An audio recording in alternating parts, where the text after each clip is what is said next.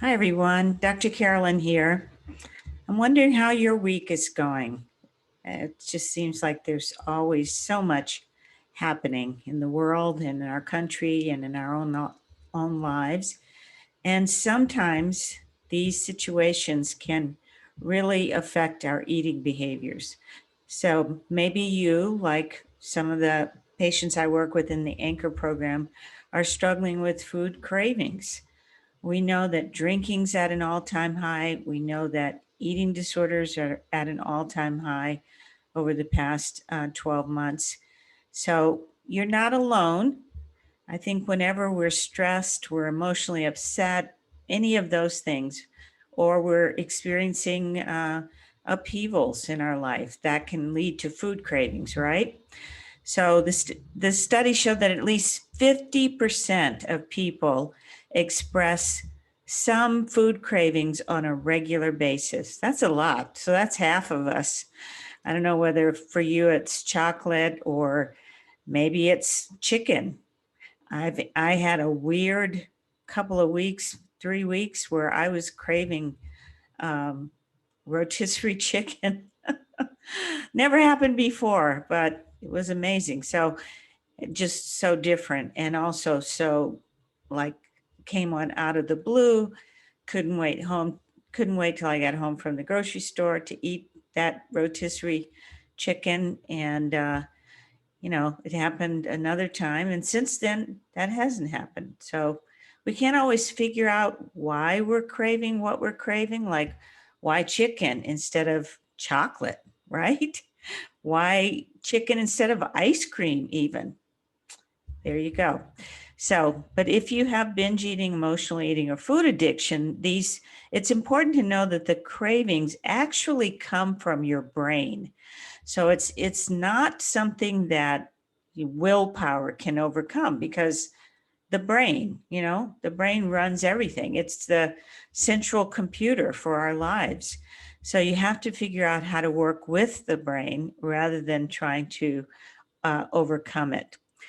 So if you crave chocolate, your brain will light up like Christmas when you taste chocolate, or even when you see a picture of chocolate or think about having a taste of chocolate. So the way it works, the studies show, is, the first time you have your favorite ice cream, which for me used to be peppermint ice cream. Love, love, love peppermint ice cream. When you have that first taste of peppermint ice cream, you get a big hit of dopamine in the brain. And dopamine is the pleasure molecule. So it causes you to feel all kinds of happy when you're tasting something you really, really love. The second time, when you even think about going to the ice cream store and getting the ice cream, you get the same hit of dopamine. But over time, if you were to like eat ice cream every single day, then the dopamine hit is not as profound. So it wears off over time. So it's important to know. Um, this response is not as even the response of dopamine is not as strong in people who have binge eating, food addiction, or emotional eating, and that's probably a genetic issue. So binge eating behaviors do stimulate the release of dopamine. If you're obsessed with food and just smelling certain foods or eating your favorite food fix or comfort foods, everything from, it's amazing what people find comfort in with food. It could be macaroni and cheese, it could be mashed potatoes, um, you know, any kind of sweets, and usually they are sweet, salty, or foods that have a lot of fat that give us the most pleasure. So this dopamine hit actually perpetuates the binge eating, obsessing about food, and food addiction. It kind of sets you up on that, I love it, so I want it. Then I try not to have it. So I'm restricting, I'm depriving myself. And then, of course, I can't do that for very long. And so then I go and eat it again, and the whole vicious cycle starts all over again. So, but once the dopamine has already been released in the brain, it can be a lot more difficult for you to interrupt the desire to eat the food that you're craving. So there have been a lot of books and, media reports about, especially about sugar nowadays. Everybody's talking about how bad sugar is and how addictive sugar is for us and so on. But the bottom line is it's not the food itself. It's not, the addiction isn't caused by the specific food, but by our brain's need for that spike in dopamine. And the genetic component has to do with, for people with um, food and body image issues, that their brain doesn't generally produce as much dopamine as someone who does not have um, binge eating, compulsive overeating, or food addiction issues. So if your brain is not getting enough dopamine, this can come from genetics. And you may have that feeling of, I only feel good when I'm eating something, or I only feel calm when I have a snack. So that's not uncommon. So if your brain is the other reason your brain may not be getting enough dopamine is if you've experienced any kind of childhood adversity or maltreatment. That then changes the expression of certain genes in the brain and can change the amount of dopamine that's being released in the brain. So then it makes your brain more likely to react to foods in kind of an addictive way. And that leads to cravings, obsessive thoughts, and then loss of control. So the bottom line is your cravings stem from a need for dopamine in the brain. Your need for dopamine can be genetics, or it can result from childhood adversity and the changes that those experiences can affect on your brain. So if you have that history of childhood trauma, and I know a lot of you listening have mentioned to me in our calls that we have, the free consults that I offer, that you do have a history of childhood trauma. The changes in the brain also make it difficult to manage your emotions. So there's emotional dysregulation, which is directly related to childhood adversity or childhood maltreatment. Any kind of trauma can make it feel like your emotions are kind of like an electrical wire that's a hot wire, like touching that hot wire. Or it can feel, or the emotions can feel like you're being flooded with emotion. So just the metaphor of, feeling like you're in a flood, and the flood is your emotions. So essentially, uh, this is a time when many people tend to self-medicate with food. So you can self-medicate your stress, you can self-medicate emotions. And essentially, and this is the most important thing, essentially the stress or the unpleasant feelings are the problem. So the problem is the stress, or the problem is the emotions that are uncomfortable for you. And unconsciously, you may view eating as the medicine to fix the problem, the medicine that makes you feel better. So I hope you can understand how that's not going to ever work, because obviously, uh, food cannot fix emotions, right? Food cannot fix stress. Maybe it can for a tiny period of time, but it can't for very long. So when you think about it logically, and I know cravings are not logical, so I'm not saying you can end your cravings by just being logical. But when you think about it, when you stop and think about it, the emotions and the stress cannot be fixed with food. So I just want to give you kind of a checklist to know, how do you use food to deal with your emotions or to regulate your mood. So just kind of mentally check off in your mind the ones that apply to you. So number one, I crave my food fix when I'm anxious, depressed, upset, or angry. Number two, I find food very soothing. Number 3, sometimes I eat so much of my food fix that I become drowsy or fall asleep. Number 4, I can actually feel myself calming down when I eat my food fix. Number 5, sometimes I don't even realize I'm upset about something until I realize I've overeaten on a certain food that I've been craving. Number 6, I eat sometimes because I can't sleep.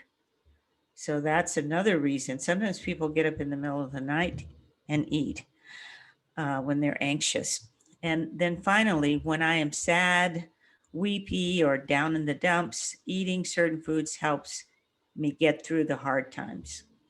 So if you answered yes to 3 or 4 of those questions, then you are using food to regulate your moods, to manage, to self-medicate your emotions. So that's important to know because obviously we want to be aware of what's happening.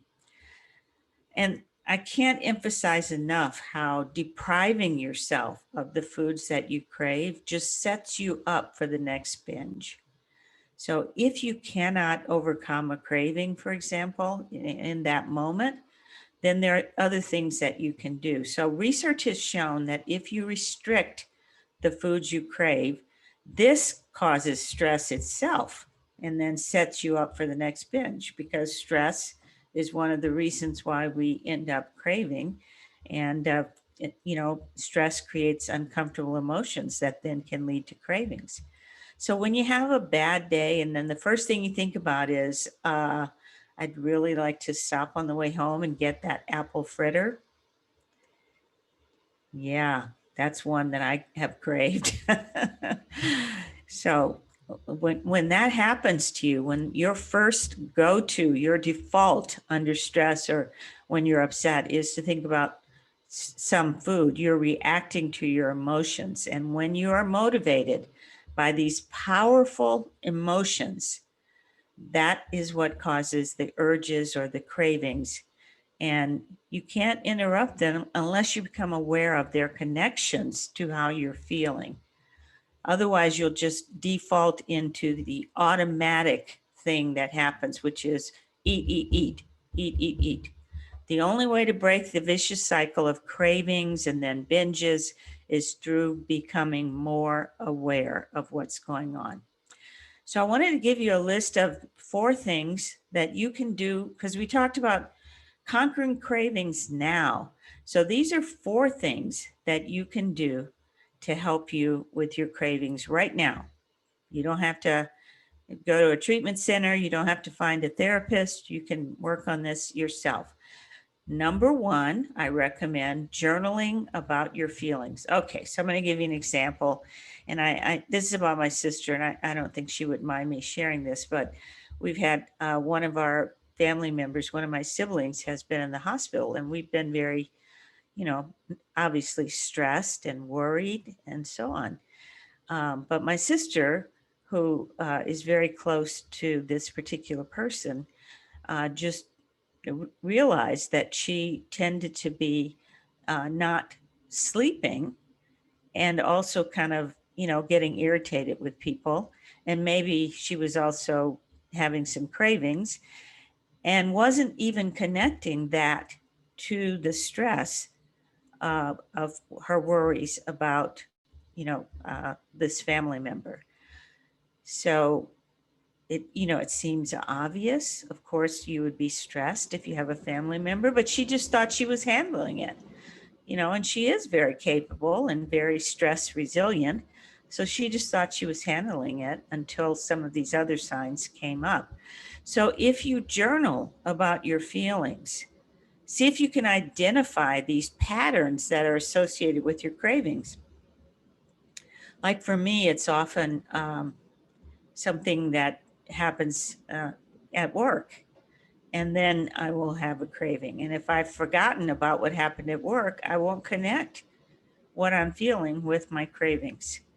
So if your journaling shows, for example, that you're always hungry, and I'm talking about emotional hunger now, after a change in your routine or a breakup or an argument with a partner, or obviously a breakup in a relationship, the first thing to do is to do something different than you would normally do. Don't go straight home and binge on peanut butter. Stop at a local park and take a walk. Um, Call a friend, meet someone for tea. Just do something different to break up the routine that is part of the craving cycle.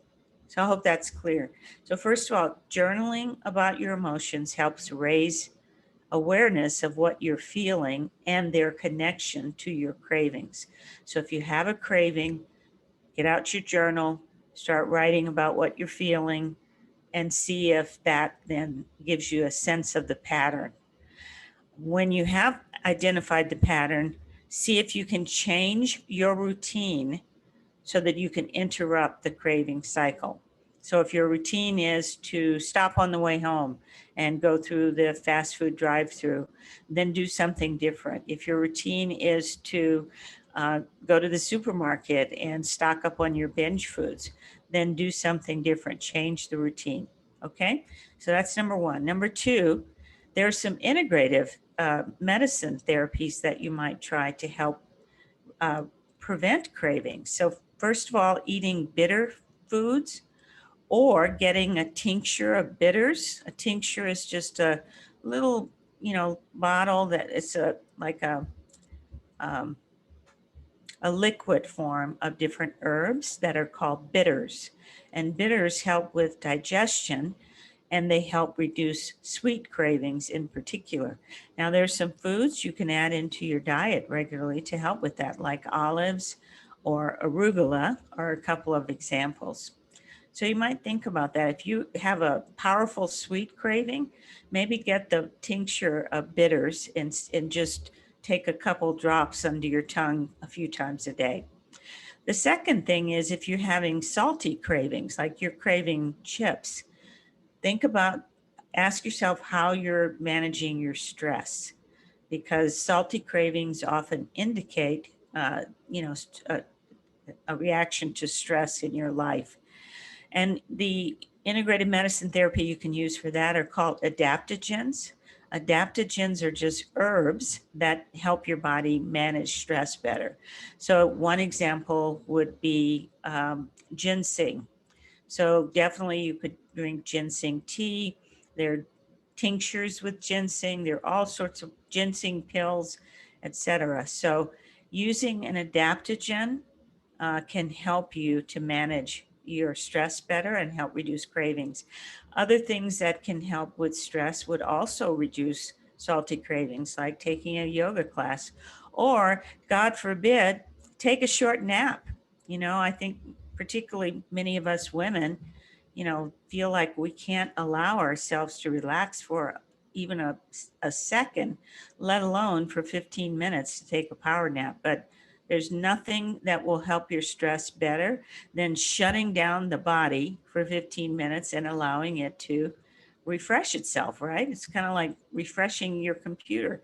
This is refreshing your body with a power nap. And then the third supplement that you might consider is chromium. And chromium is also for sweet cravings. And the way that chromium works, it's a mineral that helps regulate blood sugar. And when your blood sugar is regulated, then you tend to have less sweet cravings. Okay, so we first talked about journaling and interrupting the routine. We talked about some integrative therapies like bitters and adaptogens like ginseng and taking a chromium supplement.